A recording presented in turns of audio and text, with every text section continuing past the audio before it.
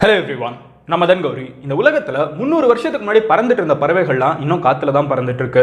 300 வருஷத்துக்கு முன்னாடி இருந்த மீன்கள்லாம் இன்னும் தண்ணில தான் இருந்துட்டு இருக்கு. ஆனா அந்த மனுஷ பசங்களை மட்டும் பாத்தீங்கன்னா குரங்கு மாதிரி மண்ணோட சுத்திட்டு இருந்த நம்ம எல்லாம் இருந்துகிட்டு இன்னைக்கு மார்ஸ்ல போய் குடியேறலாமா வேணாமான்னு சொல்லிட்டு யோசிக்கிற அளவுக்கு நம்ம முன்னேறி இருக்கோம்னா இதுக்கெல்லாம் காரணம் ஃபிளைட் டெக்னாலஜி அப்படின்னு சொல்லலாம். அதாவது ஏரோப்ளேன் டெக்னாலஜி அப்படிங்கிற ஒரு விஷயம் சொல்லலாம். உங்களுக்கு ரைட் பிரதர்ஸ் தெரிஞ்ச அளவுக்கு ஃபிளைட்டை பத்தி நம்ம நிறைய பேருக்கு தெரியாது. ஒரு சின்ன விஷயம், ஒரு சின்ன எக்ஸாம்பிள் நான் உங்ககிட்ட கொடுக்கட்டுமா? ஒரு ஃபிளைட் போயிட்டு இருக்கப்ப எவனாவது ஒருத்தர் ஓவரா அகராதியா இருந்தானா அவனை என்ன பண்ண முடியும்? ஃபிளைட்ல நம்ம சாப்பிடுற சாப்பாடு எப்படி உள்ள கொண்டு வராங்க? ஃபிளைட்ல எல்லாமே உண்மையிலே அவ்வளவு டீசென்ட்டா தான் இருக்கா, எவ்வளவு நீட்டா தான் இருக்கா? ஒரு டாய்லெட்டுக்குள்ள ஒருத்தங்க சிக்கிட்டாங்கன்னா அவங்க எப்படி வெளியே கொண்டு வரதுன்னு சொல்லிட்டு இந்த மாதிரி ஏகப்பட்ட கேள்விகள் நம்மளுக்கு இருக்கும். அண்ட் ஒவ்வொன்றா பார்க்குறப்போ உங்களுக்கு ஃபிளைட்டை பத்தி நான் யோசிச்சு கூட பார்க்கலப்பா, உண்மையிலே ஆச்சரியமா இருக்கு அப்படின்னு ஏதாவது யோசிச்சீங்கன்னா அதை கமெண்ட்ல எதுன்னு லீவ் பண்ணுங்க.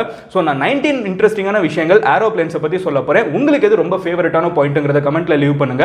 அண்ட் இது எனக்கு ஆல்ரெடி தெரியும் ஏதாவது நினைச்சீங்கன்னா அதையும் கமெண்ட்ல லீவ் பண்ணுங்க. ஸோ ஃபர்ஸ்ட் விஷயம் என்ன அப்படிங்கிறது பார்த்தீங்கன்னா நான் பேசிக்கான விஷயங்கள்லேருந்தே வர ஆரம்பிக்கிறேன். ஃபிளைட்ல டாய்லெட் ஒருத்தங்க யூஸ் பண்ண போறீங்க, ஓகேவா? நீங்க எந்திரிக்கிறீங்க, நீங்க டாய்லெட் நீங்க ஃபிளைட்ல உட்கார்ந்துட்டு இருக்கீங்க, உங்களுக்கு திடீர்னு பாத்ரூம் யூஸ் பண்ண வேண்டிய ஒரு நிலைமை வருது. ஸோ நீங்க ரெஸ்ட் ரூமுக்கு நடந்து போறீங்க.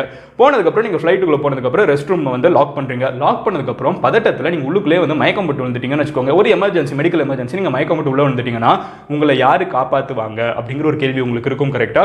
ஒரு மிகப்பெரிய ஒரு சீக்ரெட் சொல்லட்டுமா? ஃப்ளைட்டில் இருக்கிற பாத்ரூமை நீங்கள் என்ன தான் உள்ளுக்குள்ளேருந்து லாக் பண்ணிங்கனாலும் வெளியே திறக்கிறது ரொம்ப ஈஸி. வெளியே லேபரட்டரி அப்படிங்கிற ஒரு போர்டு போட்டிருப்பாங்க தெரியுமா? அந்த லேபரட்டரி போர்டை நிறைய ஃப்ளைட்டில் நம்ம மேலே இழுத்து விட்டோம்னா அதில் வெளியே ஓப்பன் பண்ணுறதுக்கு இன்னொரு பட்டன் இருக்குது. ஸோ நீங்கள் ஃப்ளைட்டில் யாராக இருந்தாலும் ஃப்ளைட்டில் இருக்கிற அந்த பாத்ரூமை லாக் பண்ணதுக்கப்புறம் இதை யாருமே திறக்க முடியாதுன்னு நினச்சிங்கன்னா அப்படி கிடையாது. அங்கே இருக்கிற ஏர் ஹோஸ்டர்ஸ் யாராக இருந்தாலும் அந்த பட்டனை யூஸ் பண்ணி நீங்கள் ஃப்ளைட்டில் டாய்லெட் யூஸ் பண்ணுறதுக்கப்பமே கூட திறக்கிறதுக்கு அவங்களுக்கு பவர் இருக்குது. ஸோ ஃப்ளைட்டுக்குள்ளே போய் ஏதாவது யோசிச்சிங்கன்னா அதை பண்ணுறதுக்கு முன்னாடி யோசிச்சு பாருங்க, யாருனாலும் என்ன வேணாலும் ஈஸியாக திறந்து பார்க்க முடியுங்கிறத தெரிஞ்சுக்கோங்க. ரெண்டாவது இன்ட்ரெஸ்டிங்கான விஷயம் என்ன அப்படிங்கிறது பார்த்தீங்கன்னா, பைலட் நம்ம எல்லாத்துக்குமே தெரியும். ஃபிளைட்ல ரெண்டு பேர் இருப்பாங்க, ஒருத்தங்க பைலட், இன்னொருத்தங்க கோ பைலட். அதுக்கு காரணம் என்னன்னு பார்த்தீங்கன்னா, இன்கேஸ் யாராவது ஒருத்தங்களால ஒழுங்கா ப்ராப்பரா ஃபங்க்ஷன் பண்ண முடியலன்னா இன்னொருத்தங்க ஈஸியாக டேக் ஓவர் பண்ணிக்கிறதுக்கு ரெண்டு பேர் எப்பவுமே ஒரு ஃபிளைட்ல இருந்துட்டு இருப்பாங்க. இதுல இன்ட்ரெஸ்டிங்கான விஷயம் என்னன்னு பார்த்தீங்கன்னா, இதுல பைலட்டும் கோ பைலட்டும் எப்பவுமே ஒரே இடத்துல இருக்கிற சாப்பாடை சாப்பிடவே மாட்டாங்களா. ரெண்டு பேருக்கும் வேற வேற சாப்பாடு கொடுக்கப்படுமா. இன்கேஸ் ஆஃப் ஃபுட் பாய்சனிங், யாருக்காவது சாப்பிட்ட சாப்பாடு சரியில்லை, அதனால உடம்பு சரியில்லாம போச்சுன்னா ஒரு பைலட் ஒரு ஃபிளைட்ல ஏறதுக்கு முன்னாடி 1000 டெஸ்ட் எடுப்பாங்க. அதுல சப்போஸ் சாப்பிடுற சாப்பாட்டுல பிரச்சனை இருக்குன்னு வச்சுக்கோங்களேன், ஒரு இதுல காரம் அதிகமா இருக்கும், அந்த அந்த பைலட்டுக்கு செட் ஆயிருக்காது. இதே காரை ரெண்டு பேருக்கும் செட் ஆகாம போயிடக்கூடாது, இல்ல கெட்டு போன சாப்பாடை சாப்பிடக்கூடாதுங்கிறதுக்காக பைலட்டுக்கும் கோ பைலட்டுக்கும் வேற வேற சாப்பாடு எப்பவுமே கொடுக்கப்படும் அப்படிங்கறது தெரிஞ்சுக்கோங்க. அண்ட் இந்த சாப்பாடு பேசஞ்சர்ஸ்க்கு கொடுக்குற அதே சாப்பாடு இல்ல அப்படிங்கறதையும் தெரிஞ்சுக்கோங்க. ஸோ இதுதான் ரெண்டாவது இன்ட்ரெஸ்டிங்கான விஷயம். மூணாவது விஷயம் என்ன அப்படிங்கிறது பாத்தீங்கன்னா, ஒரு ஃபிளைட்ல பயங்கரமா மேல பறந்துட்டு இருக்கீங்க, ஓகேவா? பறந்துட்டு இருக்கப்போ திடீர்னு ஒரு பிரச்சனை வந்துருதுங்க. எல்லாரோட மிகப்பெரிய பயமே இதுதான். நம்மளுக்கு எல்லாத்துக்குமே தெரியும், லைட்டா அடிச்சுனாலே போச்சு, நம்ம எல்லாம் சொர்க்கத்துக்கு தான் போக போறோம், டைரக்டா போக போறோம் அப்படிங்கிற ஒரு கனவு வரும். பட் இந்த மாதிரி இருக்கிற ஒரு சிச்சுவேஷன் நம்ம என்ன பண்ணுவோம், நிறைய பேர் உடனே இமேஜின் பண்ணிருப்போம், அப்படியே பாராஷூட்டை போட்டு ஜம்ப் பண்றோம் அப்படின்னு யோசிச்சிருப்போம். கரெக்டா? இதுல ஒரு மிகப்பெரிய உண்மையை சொல்லட்டுமா? ஃபிளைட்ல, கமர்ஷியல் ஃபிளைட்ஸ்ல பாராஷூட் கிடையாது. என்னடா சொல்ற அப்படின்னு தானே கேட்குறீங்க. நீங்கள் நெக்ஸ்ட் டைம் ஃப்ளைட்டில் ஏறப்போ ஒரு விஷயம் கவனிச்சு பாருங்க. நம்ம ஊரில் ஆனால் ஒரு படத்தில் கூட காமெடிக்கு சொல்லுவாங்க, நான் உங்களுக்கு பேராஷூட் தருவோம், நீங்கள் மேலே குதிச்சிடலான்னு. பட் இந்த பேராஷூட்டில் கமர்ஷியல் ஃப்ளைட்ஸில் கிடையாது. காரணம் என்னன்னு பார்த்தீங்கன்னா, பேராஷூட் வைக்கிறதுக்கு இடம் ரொம்ப பெருசாக தேவைப்படும். அவ்வளோ நம்ம செலவு பண்ணி ஒரு மிகப்பெரிய எக்யூப்மெண்ட்டை உள்ளுக்குள்ள வச்சோனாலும் முதல் தடவை எல்லாரும் ப்ராப்பராக அதை யூஸ் பண்ணி குதிப்பாங்கன்னு எந்த ஒரு அஷூரன்ஸும் கிடையாது. இது தேவையில்லாமல் வெயிட் தான் ஃப்ளைட்டுக்கு ஏற்றுமே தவிர பாராஷூட் அப்படிங்கிற ஒரு விஷயம் ஃபிளைட்டுக்குள்ள இல்ல. அதனால தான் நம்ம ஃபிளைட் ஏதாவது ஒரு பிரச்சனை அப்படின்னு கேள்விப்பட்டோம்னா ஒன்று மொத்த ஃபிளைட் மாயமாயிடுச்சுன்னு சொல்லுவாங்க, மொத்த ஃபிளைட்ல இருந்து எல்லாரும் இறந்துட்டாங்கன்னு சொல்லுவாங்களே தவிர ஃபிளைட்ல இருந்து இத்தனை பேர் பாராஷூட் போட்டு குதிச்சு தப்பிச்சிட்டாங்கன்னு யாருமே சொல்றது கிடையாது. காரணம் ரொம்ப சிம்பிள், ஃபிளைட்ல பாராஷூட் கிடையாது. சீட்டு கடியில் பார்த்தீங்கன்னாலும் சரி, மேலே பார்த்தீங்கன்னாலும் சரி, எங்கேயுமே உங்களுக்கு பாராஷூட் கிடைக்காதுங்கிறத தெரிஞ்சுக்கோங்க. அப்போ எப்படி நம்மளோட சேஃப்டிக்கு அஷூரன்ஸ் இருக்குன்னு கேட்டிங்கன்னா, எல்லா அஷூரன்ஸும் முன்னாடி இருக்கிற பைலட் கோ பைலட்டுங்கிற ரெண்டு பேர் கையில் தான் இருக்குது. ஸோ அவங்க நினைச்சா நம்ம எல்லாரையும் காப்பாற்றலாம், அவங்க நினைச்சா நம்ம எல்லாரையுமே காலி பண்ணவும் செய்யலாம். அடுத்த இன்ட்ரெஸ்டிங்கான விஷயம் ஃபோர்த் ஒன் என்னது அப்படிங்கிறது பாத்தீங்கன்னா, நம்ம ஃபிளைட்ல பறந்துட்டு இருக்கோம், நம்ம கீழ இருந்து பார்க்கறப்போ நம்மளுக்கு ஒரு மின்னல் வெட்டும், அதுக்கிட்டே ஒரு ஃபிளைட் போறத கூட சம்டைம்ஸ் நம்ம பார்க்கலாம். அப்ப அந்த ஃபிளைட்டுக்கு எதுவுமே ஆகாத, இங்க இருக்க நம்மளுக்கே பயமா இருக்குன்னு கேட்டீங்கன்னா, நிறைய ஃபிளைட்ஸ் இப்போ வர மாடர்ன் ஃபிளைட்ஸ் இந்த மாதிரி ஒரு மின்னல் வெட்டினா கூட அதுல அந்த ஃபிளைட்டுக்கு எதுவும் பாதிக்காத மாதிரி தான் மொத்த ஃபிளைட்டே பில்ட் பண்ணப்படுதுன்னு சொல்றாங்க. அடுத்து ஃபிஃப்த் இன்ட்ரெஸ்டிங்கான விஷயம் என்ன அப்படிங்கிறது பாத்தீங்கன்னா, நிறைய பேர் ஃப்ளைட்டில் இருந்ததுக்கப்புறம் ரொம்ப இமோஷனல் ஆகிடுவாங்க. வாழ்க்கை தத்துவங்கள்லாம் நிறைய பேருக்கு ஃப்ளைட்டில் வரப்போ தான் யோசிக்க தோணும். எஸ்பெஷலி ஃப்ளைட்டில் போனவங்க நிறைய பேர் இதுக்கு அஷூரன்ஸ் கொடுக்க தோணும். நம்ம தரையில் இருக்கிற வரைக்கும் நம்மளுக்கு ஏன்டா சீக்கிரம் அந்த இடத்துக்கு போய் சேரணும்னு தோணும். ஃப்ளைட் டிலேனா செம்ம கடுப்பாகும். அந்த டேக் ஆஃப் ஆனவொன்னா நம்மளுக்கு ஒரு ஃபீல் வரும் தெரியுமா, நடந்த உலகமே மாயை, நம்ம எல்லாமே சின்ன சின்னதாக தெரியும் அப்படின்னு சொல்லிட்டு எல்லாருக்குமே ஒரு ஃபிலாசபிக்கலான தாட் வரும். அதுக்கு ஆக்சுவலாக ஒரு காரணம் இருக்குது. அது என்னன்னு பார்த்தீங்கன்னா, ப்ரெஷர் வந்து பயங்கரமாக ட்ராப் ஆகும். நம்ம வந்து ஹைட் ஏற ஏற ஏர் ப்ரெஷர் வந்து ட்ராப் ஆகிற இந்த ஒரு சுச்சுவேஷனில் ஆக்சிஜனும் கம்மியாக அவைலபிளாக இருக்கிற ஒரு நேரத்தில் பை டிஃபால்ட்டே உடம்பு வந்து இப்படி தான் இமோஷனலாக ஆகும் அப்படின்னு சொல்கிறாங்க. அண்ட் கண்ணீர் வந்து வர்றது ரொம்ப ஈஸி அப்படின்னு சொல்கிறாங்க. இந்த சில காரணங்கள்னால நிறைய பேருக்கு ஃப்ளைட் டேக் ஆஃப் ஆனதுக்கப்புறம் மேலே போயிட்டு இருக்கப்போ வந்து ஈஸியாக இமோஷனல் ஆகிடுவாங்கன்னு தெரிஞ்சுக்கோங்க. இது ஆக்சுவலாக வந்து ஒரு டேட் புக்கில் டிட்பிட்டாக வச்சு என்ன சொல்லியிருந்தாங்கன்னா, ஒரு பொண்ணை நீங்கள் ப்ரொபோஸ் பண்ணணும்னு நினச்சிங்கன்னா ஃப்ளைட்டில் போயிட்டு இருக்கப்போ ப்ரொபோஸ் பண்ணுங்க, அந்த பொண்ணு எஸ் சொல்கிறதுக்கான ஆப்ஷன்ஸ் அதிகமாக இருக்குங்கிற மாதிரி ஒரு குவர்க்கியாக ஒரு விஷயம் சொல்லியிருந்தாங்க. உங்ககிட்ட நான் அப்படியே பாஸ் பண்ணிடுறேன்.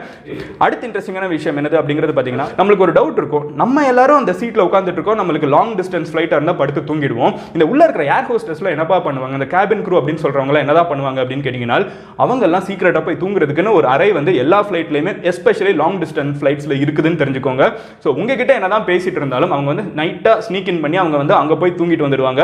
ஸோ அவங்க தூங்க போகிறப்ப புதுசாக யாராவது வந்து அவங்களோட பிளேஸ் எடுத்துப்பாங்களே தவிர எப்போவுமே வந்து மொத்த ஃப்ளைட் அட்டண்டன்ஸும் உங்கள் கண்ணு முன்னாடி இருந்துட்டு இருக்க மாட்டாங்க. அவங்க ரொட்டேஷனலாக அவங்க ஸ்லீப்பை கண்டு போயிட்டே இருப்பாங்க. எஸ்பெஷலி லாங் டிஸ்டன்ஸ் ஃப்ளைட்ஸ்லாம் இருக்குல்ல, இப்போ இந்தியாவிலேருந்து அமெரிக்காவுக்கு, இந்தியாவிலேருந்து ஆஸ்திரேலியாவுக்கு, மலேசியாவிலேருந்து மிடில் ஈஸ்ட்டுக்கு, இந்த மாதிரி இருக்கிற லாங் டிஸ்டன்ஸ் ஃப்ளைட்ஸ்லாம் வந்து கண்டிப்பாக எல்லா கேபின் க்ரூவும் படுத்து தூங்குறதுக்கு ஒரு குட்டி பெட்ரூமே இருக்குது. அதில் மல்டிபிள் டெக் மாதிரி ஒரு ட்ரெயின் மாதிரி இருக்கும்னு தெரிஞ்சுக்கோங்க. அண்ட் இதெல்லாமே வந்து பயங்கர கம்ஃபர்டபுளாக இருக்கும் அப்படிங்கிறதையும் சொல்கிறாங்க. எனிவே இதெல்லாம் சரிப்பா, ஃப்ளைட்டில் யாராவது இறந்து போயிட்டாங்கன்னு என்னடா பண்ணுவாங்க அப்படின்னு கேட்டிங்கன்னா, ஃப்ளைட்டில் இறந்து போகிறதுக்கான வாய்ப்பு அதிகமாக இருக்குது. ஒருத்தங்களுக்கு பை டிஃபால்ட்டே ஒரு ஹார்ட் அட்டாக் வந்து கூட இறந்து போகலாம். ஆனால் யாருமே வந்து ஃப்ளை பண்ணிருக்கப்போ இறந்து போனாங்கன்னு எந்த ரெக்கார்ட்லையுமே இருக்காது. லீகலாக யாருமே ஃப்ளைட்டில் இருக்கப்போ இறந்து போகவே முடியாது. என்னடா சொல்கிறேன் அப்படின்னு தானே கேட்குறீங்க. ஆமாம், யாராவது ஒருத்தவங்க ஃப்ளைட்டில் இருக்கவங்க இறந்து போயிட்டாங்கன்னா, சப்போஸ் அவங்க டாய்லெட் யூஸ் பண்ணிருக்கப்போ, நடந்து போயிட்டு இருக்கப்போ, இல்லை அந்த சீட்டில் உட்காந்துருக்கமே அவங்களுக்கு நெஞ்சு வலி வந்து இறந்து போயிட்டாங்கன்னு வச்சுக்கோங்களேன், அவங்க உடம்பை வந்து அவங்களோட சீட்லேயே உட்கார வச்சு அவங்க அப்படியே டை பண்ணி வச்சுடுவாங்களா, அப்படியே வந்து சீட் பெல்ட்லாம் போட்டு அவங்க அந்த ஒரு பணத்தை வந்து அப்படியே உட்கார வச்சிருவாங்களா. கிட்ட யார் உட்காந்துட்டு இருக்காங்களோ அவங்களுக்கு அந்த சீட் தான் மாற்றிலாம் கொடுக்க மாட்டாங்க. இதெல்லாம் ரொம்ப ரேர் அக்கரன்ஸ் தான். ஆனால் இருந்தால் என்ன நடக்குங்கிறதுக்கு சொல்கிறேன்.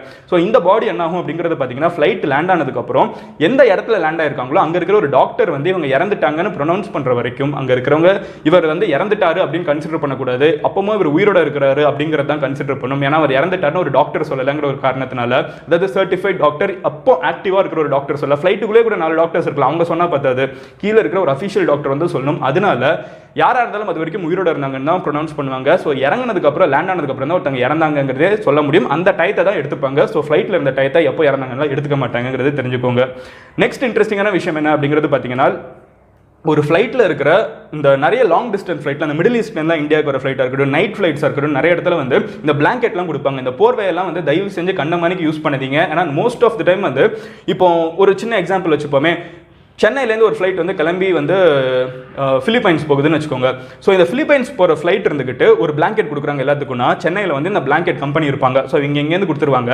ஃபிலிப்பைன்ஸில் வந்து ஒரு செட் ஆஃப் பீப்பிள் ஏறினதுக்கப்புறம் மறுபடியும் அது அங்கேருந்து சென்னைக்கு வரணும், கரெக்டாக? இல்லை அது அங்கேருந்து டெல்லிக்கு போகும். எங்கே போகுதோ அது வரைக்கும் ஒரு நாட்டில் தான் பேசிக்காக இந்த ஏரோ இன்ஜினியர், இந்த ஏரோ கம்பெனிஸ்லாம் இருக்காங்கல்ல, ஸோ இந்த ஏர்பிளைன் கம்பெனிஸில் ஒரு கண்ட்ரியிலேருந்து தான் வந்து இதெல்லாம் வந்து லீஸ்க்கு எடுப்பாங்க, இதெல்லாம் வந்து கான்ட்ராக்ட் கொடுத்துருப்பாங்க. ஸோ மறுபடியும் அந்த நாட்டுக்கு இந்த பிளாங்கெட் வர வரைக்கும் இதை வந்து யாரும் மறுபடியும் துவைக்க போகிறது கிடையாது. இருக்கிற பிளாங்கெட்டை மறுபடியும் மடிச்சு உங்களுக்கு கொடுக்க போறாங்களே தவிர புது பிளாங்கெட் எதுவும் வரலங்கிறத தெரிஞ்சுக்கோங்க.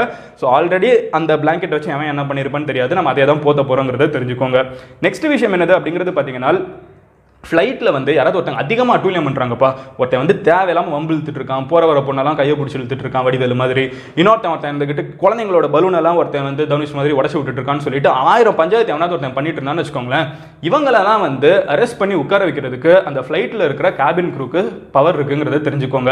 அவங்க கிட்ட உண்மையிலே வந்து கை விலங்குகள்லாம் இருக்கும். எவனாவது ஒருத்தர் ரொம்ப அட்டூழியம் பண்ணுறான்னு தெரிஞ்சிச்சுன்னா அவங்க கையில் ஒரு விலங்கை மாட்டி அவனை ஓரமாக உட்கார வைக்கிறது அளவுக்கு அவங்க கிட்ட பவர் இருக்குது. ஸோ நெக்ஸ்ட் டைம் யாராவது ஃப்ளைட்டில் அகரதித்தனமாக கத்துறதுக்கு முன்னாடி ஒரு செகண்ட் ஞாபகம் வச்சுக்கோங்க, நம்மளை அரெஸ்ட் பண்ணுறது கூட உங்களுக்கு பவர் இருக்குது. நெக்ஸ்ட் இன்ட்ரெஸ்டிங்கான விஷயம் என்ன அப்படிங்கிறது பார்த்தீங்கன்னா, எல்லாம் சரிப்பா, அந்த ஃப்ளைட்டில் இருக்கிற அந்த டாய்லெட் மேட் இருக்குவா, அது என்னதான் ஆகுது அப்படின்னு கேட்டிங்கன்னா, சிம்பிளாக ஒரு விஷயம் சொல்கிறேன். பல வருஷத்துக்கு முன்னாடி கமர்ஷியல் ஃப்ளைட் அப்படிங்கிற ஒரு விஷயம் ஆரம்பித்த காலகட்டத்தில் நம்ம இன்னைக்கு ட்ரெயினில் வந்து நம்ம டாய்லெட் யூஸ் பண்ணோம்னா, எஸ்பெஷலி இந்தியாவில் நம்ம பார்க்க முடியும், நம்ம ட்ராக்கையே பார்க்க முடியும். நம்ம வந்து அந்த டாய்லெட்டுக்குள்ளே போய் நம்ம ட்ராக்கையே பார்க்க முடியும், அந்த ஹோலில் வந்து ட்ராக்கே தெரியும். அந்த மாதிரி தான் ஒரு காலத்தில் வந்து ஃப்ளைட்டை வந்து நம்ம பார்த்தோம்னா கீழே வந்து உலகமே தெரிஞ்சிருக்கிற மாதிரி ஒரு காலம் இருந்திருக்கு. ஆனால் இப்போ அப்படி கிடையாது. இப்போ என்ன ஆகுதுன்னு பார்த்தீங்கன்னா, இந்த டாய்லெட் சிஸ்டமில் வந்து தண்ணியே கிடையாது, முழுக்க வேக்யூம் தான் இருந்துட்டு இருக்கு. ஸோ அது எல்லாமே வந்து தனியாக ஒரு கண்டெய்னரில் போய் கலெக்ட் ஆகிடும். நம்ம லேண்ட் ஆனதுக்கப்புறம் அந்த கண்டெய்னர் வந்து டிஸ்போஸ் பண்ணப்படுமே தவிர மொத்தமாக நம்ம யார் கையும் வைக்கிற மாதிரி இல்லை. பட் ஒரு காலத்தில் வந்து உண்மையிலே அது வந்து யார் தலையிலேயாவது விழுகிற மாதிரி ஒரு காலம் இருந்திருக்கு. பட் அதெல்லாம் ஸ்டார்டிங் ஸ்டேஜஸில் அப்படிங்கிறத தெரிஞ்சுக்கோங்க. நெக்ஸ்ட் விஷயம் என்னது அப்படிங்கிறது, அதனால தான் வந்து நிறைய பேர் இந்த டாய்லெட் யூஸ் பண்ணிங்கன்னா, நல்லா இதுக்குன்னே போய் செக் பண்ணுறதுக்காக அந்த டாய்லெட்டில் வந்து அந்த பட்டன் நமக்கு பற்றி அப்படியே சவுண்ட் கேட்டிங்கன்னா அப்படியே வந்து ஃப்ளைட் அதிர்ற மாதிரி இருக்குது. ஒன்றும் இல்லை, ஒரு வேக்யூம் சவுண்ட் அப்படிங்கிறது தெரிஞ்சுக்கோங்க.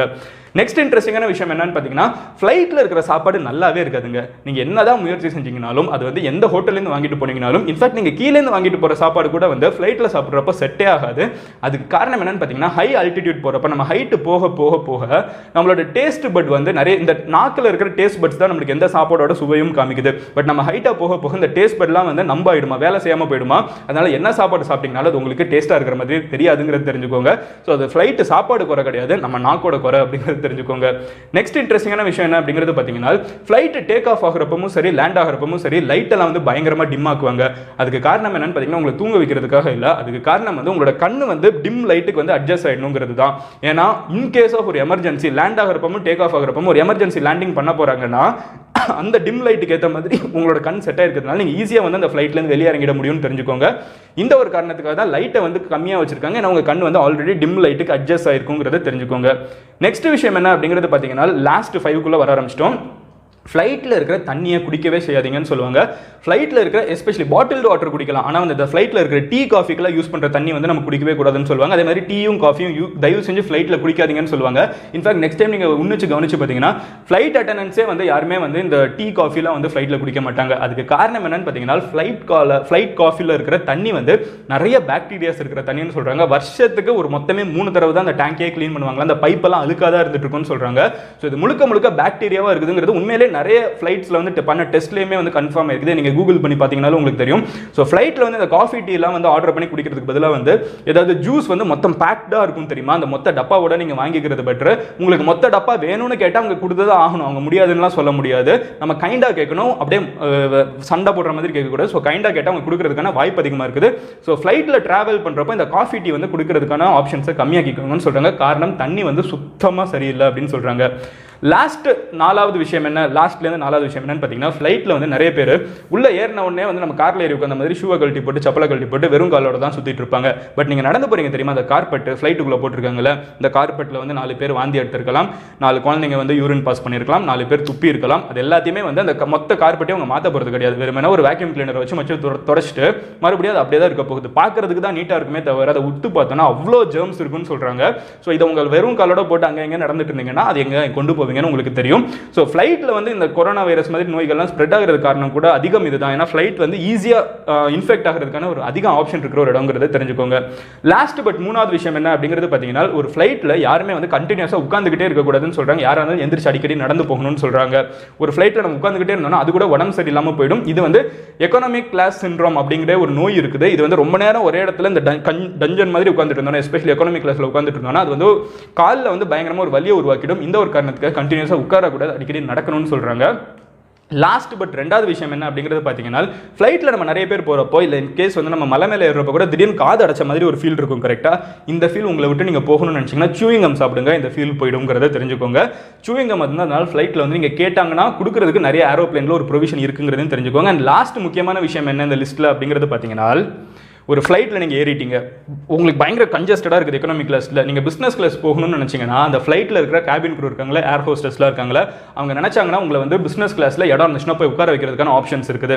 எப்படிடா அவங்க கிட்ட அதை கேட்குறதுன்னு நினச்சிங்கன்னா ரொம்ப சிம்பிள். வாயை திறந்து ரொம்ப டீசெண்டாக நான் வந்து ரொம்ப எனக்கு வந்து என் ஒய்ஃப் வந்து ப்ரெக்னெண்ட்டாக இருக்காங்க, இல்லை வந்து எனக்கு காலில் ஒரு பிரச்சனை இருக்குது, இல்லை உங்களுக்கு ஜென்யூனா இல்லை நான் ஃபஸ்ட் கிளாஸில் போனதே இல்லை நான் போகணும்னு ஆசைப்படுறேன்னு நீங்கள் கைண்டாக அவங்களை ரெக்வஸ்ட் பண்ணி கேட்டிங்கன்னா அவங்க உங்களுக்கு அப்கிரேட் கொடுப்பாங்கன்னு தெரிஞ்சுக்கோங்க. அதுக்கு வந்து நம்ம ஒரே விஷயம் பண்ணியிருக்கணும், கொஞ்சம் டீசெண்டாக பிஹேவ் பண்ணணும், நீட்டாக ட்ரெஸ் பண்ணியிருக்கணும். இது ரெண்டும் நம்ம பண்ணியிருந்தோம்னா நிறைய ஃப்ளைட்ஸில் வந்து இது கொடுக்கறதுக்கான ஆப்ஷன்ஸ் இருக்குதுன்னு சொல்கிறாங்க. ஸோ இந்த ஒரு விஷயத்தை ஞாபகம் வச்சுப்போம். ஸோ இதான் 19 விஷயங்கள் நான் ஃப்ளைட்டை பற்றி இன்ட்ரெஸ்டிங்கான விஷயம் உங்ககிட்ட நான் சொல்லியிருக்கேன். நாளைக்கு உங்களை மாதிரி இந்த மாதிரி இன்னொரு வீடியோவில் பார்க்குறேன். உங்களுக்கு இந்த 19 விஷயங்களில் எது ரொம்ப இன்ட்ரெஸ்டிங்காக இருந்துச்சுன்னு நினைக்கிறீங்களோ அதை கமெண்ட்டில் லீவ் பண்ணுங்க. Bye until then, love you all, take care. உங்கள் ஃப்ரெண்ட்ஸ் யாராவது ஃப்ளைட்டில் அதிகமாக ட்ராவல் பண்ணிருக்கவங்க இருந்தாங்கன்னா அவங்க கிட்ட ஷேர் பண்ணுங்க. So cheers, have a great day. ஒரு இன்ட்ரெஸ்டிங்கான ஒரு வீடியோ. நான் வேறு ஏதாவது டாபிக் பேசணும்னு நினச்சிங்கனாலும் கமெண்ட்டில் லீவ் பண்ணுங்க. நாளைக்கு பார்க்குறேன். Cheers, have a great day, take care, bye, cheers. Hello everyone.